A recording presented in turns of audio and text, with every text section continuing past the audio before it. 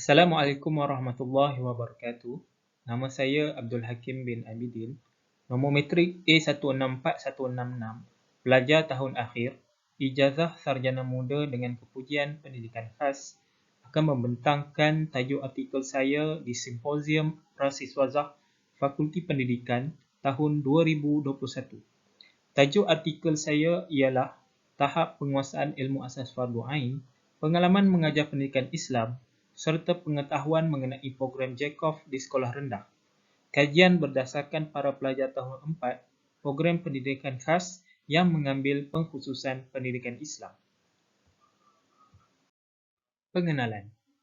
Pendidikan Islam sebagai satu hubungan yang sistematik, terencana dan komprehensif di dalam usaha mentafsirkan nilai-nilai kepada anak didik, mengembangkan potensi yang ada pada diri anak didik sehingga anak didik mampu melaksanakan tugasnya di muka bumi dengan sebaik-baiknya, sesuai dengan nilai-nilai ketuhanan yang didasarkan pada ajaran agama dalam semua aspek kehidupan.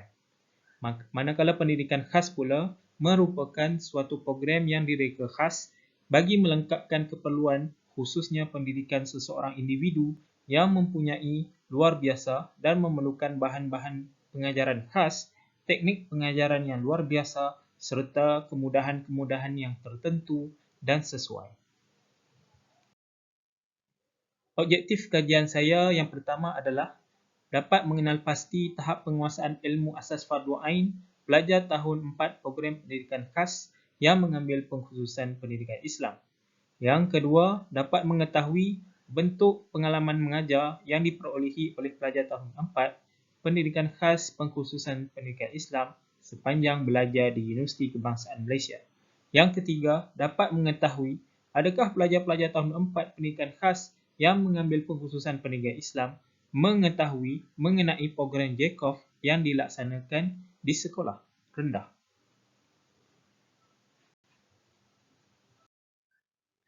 Metodologi kajian saya, yang pertama, sampel dan teknik persampalan.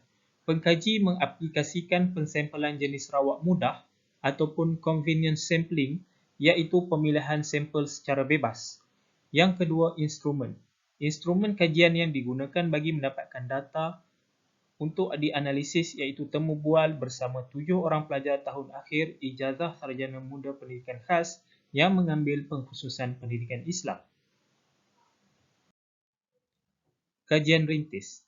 Data-data yang diperolehi melalui kajian rintis telah dianalisis oleh pengkaji untuk mengesan perkara-perkara yang harus diberi perhatian sewaktu sesi temu bual. Ianya telah digunakan untuk meningkatkan kemahiran penyelidik menjalankan sesi temu bual, meningkatkan kemahiran merekod dan menganalisis data. Yang keempat, tata cara pengumpulan data.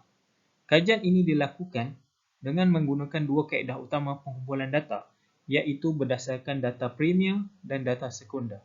Data premier melalui temu bual, manakala data sekunder melalui kajian perpustakaan. Berikut merupakan dapatan dan perbincangan kajian. Jadual 1 menunjukkan demografi responden kajian. Terdapat 4 aspek. Yang pertama, jantina, umur, program pengajian dan tahun pengajian.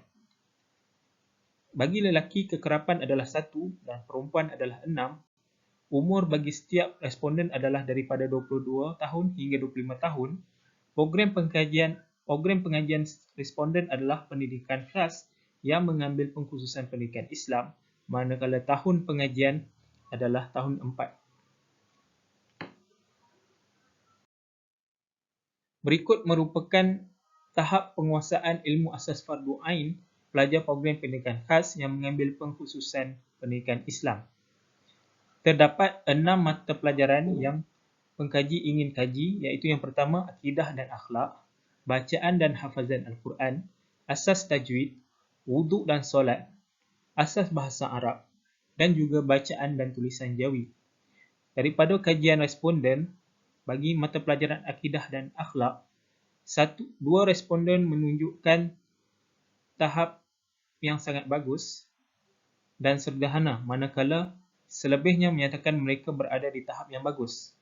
Bagi subjek bacaan dan hafazan Al-Quran, 4 orang responden menyatakan mereka berada di keadaan bagus, manakala 3 lagi responden menyatakan mereka menguasai dengan sederhana.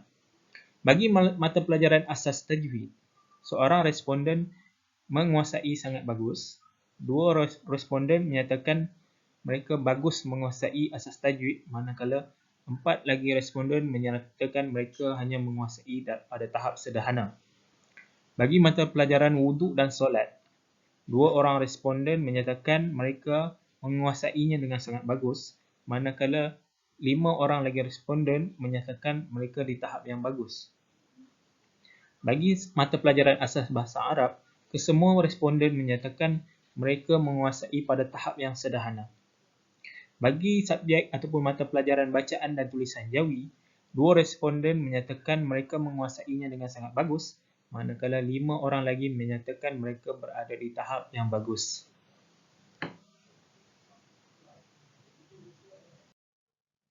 Berikut merupakan tahap pengalaman mengajar pelajar program pendidikan khas yang mengambil pengkhususan pendidikan Islam.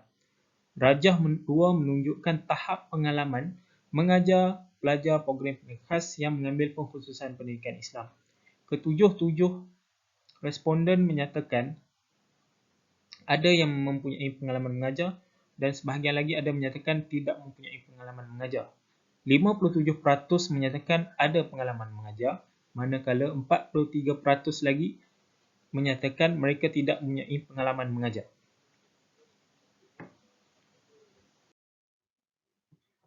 Bagi pengetahuan tentang pelaksanaan program JCOF di sekolah, berdasarkan kajian yang dilakukan pengkaji, ketujuh-tujuh responden yang ditemubual oleh pengkaji menjawab dengan baik mengenai soalan yang dikemukakan.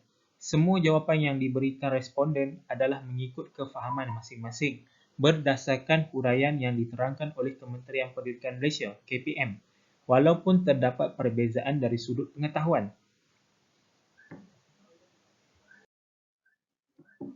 Kesimpulan yang boleh pengkaji buat adalah yang pertama, penguasaan terhadap mata pelajaran. Yang kedua, kepentingan pengalaman mengajar. Yang ketiga, kepentingan penguasaan pedagogi pengajaran. Yang keempat, perlunya mengetahui pelaksanaan sesuatu program di sekolah. Sekian, terima kasih.